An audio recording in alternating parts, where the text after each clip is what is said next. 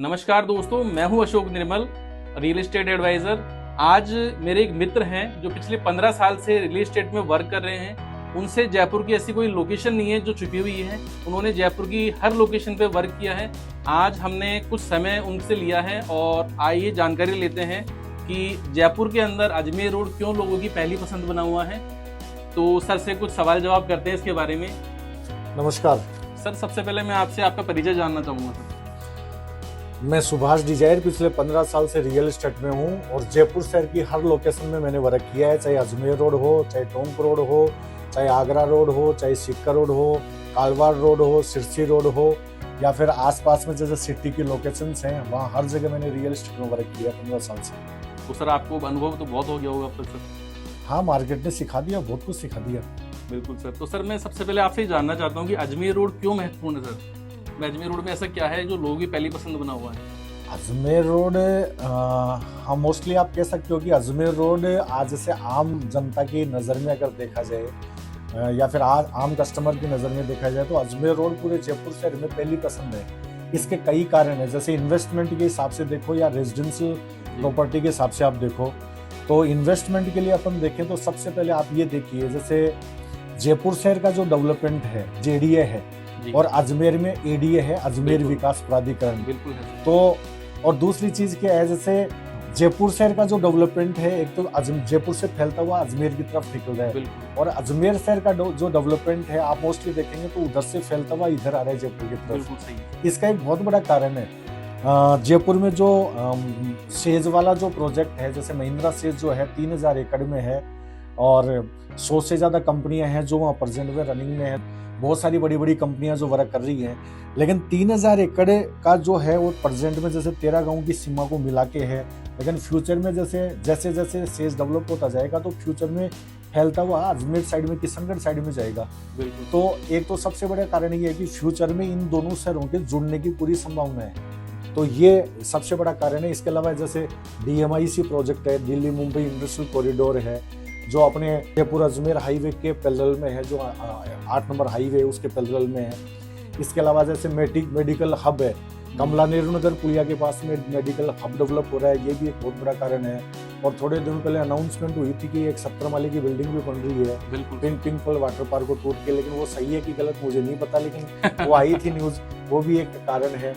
इसके अलावा जैसे आप ये देखिए जयपुर में इंटरनेशनल एयरपोर्ट है, तो आप ये देखेंगे तो किशनगढ़ में भी डोमेस्टिक एयरपोर्ट है जो फ्लाइटें उड़ान बनना शुरू कर चुकी हैं। और सबसे बड़ी बात ये कि मोस्टली ये देखिए जयपुर के सबसे नजदीक शहर अजमेर है, मात्र 120 किलोमीटर की दूरी पे।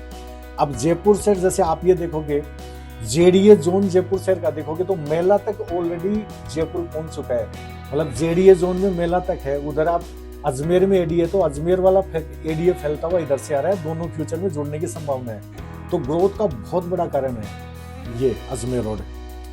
सर आपने इतनी अच्छी जानकारी दी, मतलब अजमेर रोड क्यों महत्वपूर्ण है।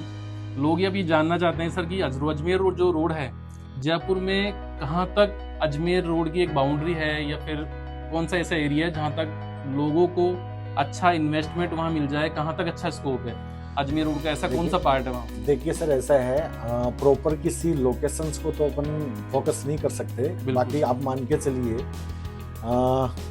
जैसे पिछले 50 साल या 60 साल 70 साल जो भी है, अपन जयपुर शहर का इतिहास उठा के देखते हैं। एक टाइम हुआ करता था जयपुर क्या कहलाता था, 4 दीवारी परकोटे को जयपुर में माना जाता था।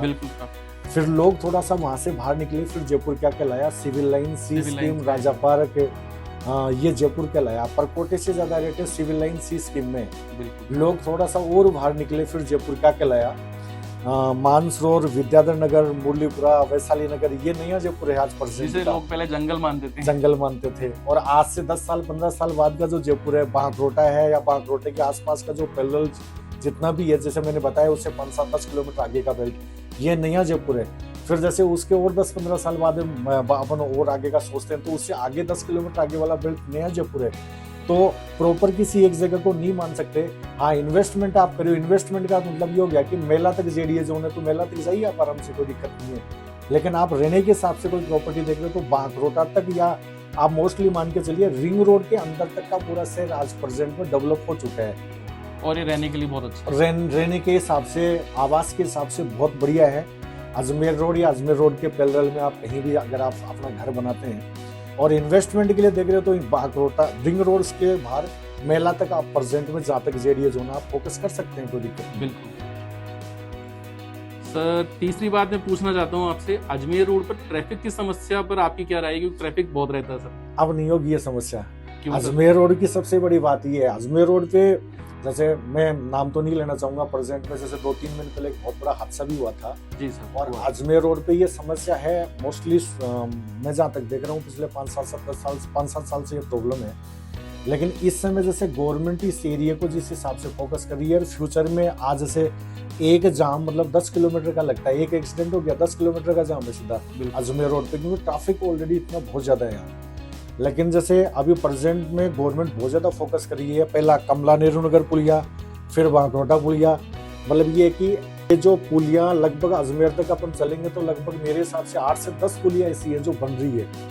मतलब अजमेर रोड के पैरेलल में जैसे गाँव के लोग जो हैं वो हाईवे की कनेक्टिविटी नहीं रहेगी, उससे ऊपर निकलना है तो ऊपर से ही निकलना है अपने को, तो नीचे है जो ट्रैफिक थोड़ा सा स्मूथ हो जाएगा। हाँ, ट्रैफिक स्मूथ होता जाएगा तो फ्यूचर में ये प्रॉब्लम नहीं आएगी। बिल्कुल। और सर जो तीसरी अपने पास समस्या है वो ये, अजमेर रोड पर क्या कोई बड़े स्कूल हॉस्पिटल वगैरह हैं जो एजुकेशन वगैरह के लिए, रेजिडेंस अगर अपन जा रहे हैं रेजिडेंस में तो देखो एजुकेशन के लिहाज से देखा जाए तो महिंद्रा सेज और उसके पैरेलल में, यानी आप मान के चलो बागरोटा या उसके आसपास के पैरेलल बेल्ट को अगर देखा जाए तो मैं आपको बहुत सारी यूनिवर्सिटीज हैं जिनका नाम लेना चाहूँगा। JIT है, JK लक्ष्मीपति है, सेंट जेवियर है, स्टेप बाय स्टेप है, परशुरामपुरिया है, मणिपाल है, DPS है, इसके अलावा skill development and management university है। तो 10 से ज़्यादा यूनिवर्सिटियाँ हैं जो प्रेजेंट में वर्किंग में हैं। इसके अलावा जैसे मैंने बताया कि मेडिकल फैसिलिटी कमला नेहरू नगर पुलिया के पैरेलल में मेडिकल हब डेवलप हो रहा है, तो ये भी समस्या नहीं है।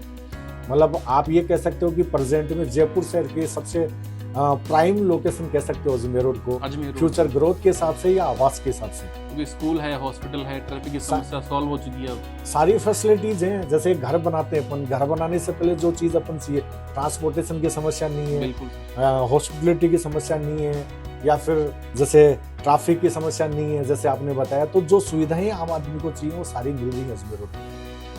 एक सर जैसे स्कूल हॉस्पिटल के साथ जो चीज़ें ज़रूरी होती है अजमेर रोड पे, क्या एम्प्लॉयमेंट के लिए क्या कोई मतलब अपॉर्चुनिटीज़ वगैरह है? जयपुर शहर में इससे बढ़िया ऑप्शन है ही नहीं।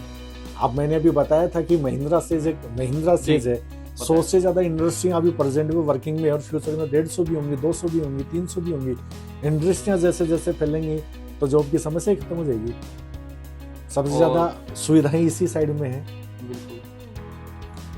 अजमेर रोड पे अगर कोई व्यक्ति प्लॉट में इन्वेस्ट करता है तो उसे भविष्य में क्या रिटर्न मिलने की उम्मीद है कि इसे 5 साल से 10 साल के पीरियड के अंदर अगर देखें, अगर महिला की बात की आपने कि महिला तक आप इन्वेस्ट कर सकते हो इन्वेस्टमेंट के लिए, और रेजिडेंस के लिए आप रिंग रोड के आसपास चुन सकते हो। अगर इन्वेस्टमेंट की प्लानिंग करें महिला तक तो क्या अपॉर्चुनिटीज मिल पाएगी?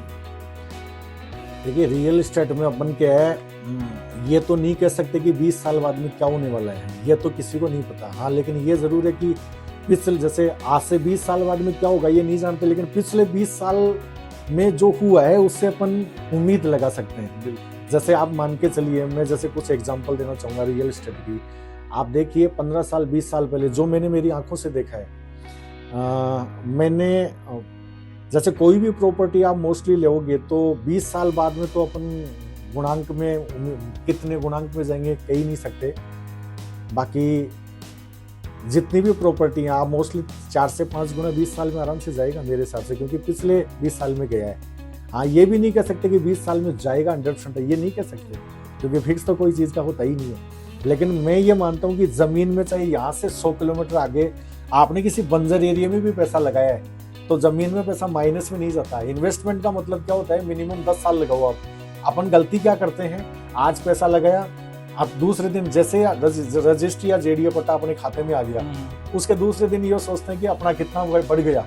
तो ऐसे इन्वेस्टमेंट का मतलब ये नहीं है, मिनिमम 10 साल लगाओ, पैसा कितने गुणांक में बढ़ेगा ये अपन सोच भी नहीं सकते। मतलब ये है कि जो आजकल SIPs वगैरह में और जो ट्रेडिंग वगैरह में पैसा लगाते हैं, स्टॉक वगैरह में पैसा लगाते हैं, तो उससे ज़्यादा अच्छा जो प्रॉफिट है अपन को रियल एस्टेट में मिल जाएगा। मतलब एक प्लॉट का जो टुकड़ा है वो अपन को अच्छा पैसा दे जाएगा। जमीन से ज्यादा प्रॉफिट कहीं भी नहीं मिलेगा। आप जमीन से ज्यादा profit। मैं आपको ये कह रहा हूँ कि जैसे किसी भी शहर का एग्जांपल उठा के देख लो आप, जमीन में जो ग्रोथ मिली है वो कहीं भी नहीं मिली। वो कहीं नहीं। हाँ। ठीक है सर, क्या रेजिडेंशियल, इंडस्ट्रियल और कॉमर्शियल, जैसे इन्वेस्ट अगर करें तो रेजिडेंशियल, कॉमर्शियल, इंडस्ट्रियल में से कौन से अच्छा सेगमेंट है जिसमें अपन को इन्वेस्ट करना चाहिए, या सभी?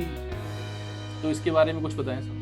देखिए ऐसा है, इन्वेस्टमेंट तो तीनों प्रकार, जैसे इंडस्ट्रियल में जाओ, कॉमर्शियल में जाओ या फिर आवासीय में जाओ, तो उससे कोई फर्क नहीं पड़ता। वो तो देखो अपने हर उसकी अपनी एक मेहता है। आप जैसे रेजिडेंशियल में जा रहे हो तो फ्यूचर में आपका हो सकता है कि घर बनाने का प्लान हो, या फिर इंडस्ट्रियल में जाओगे तो फैक्ट्री लगाने का प्लान हो, या कॉमर्शियल में फ्यूचर में कोई व्यापार आप करना चाहें। तो हर उसकी अपनी एक मेहता है उसका।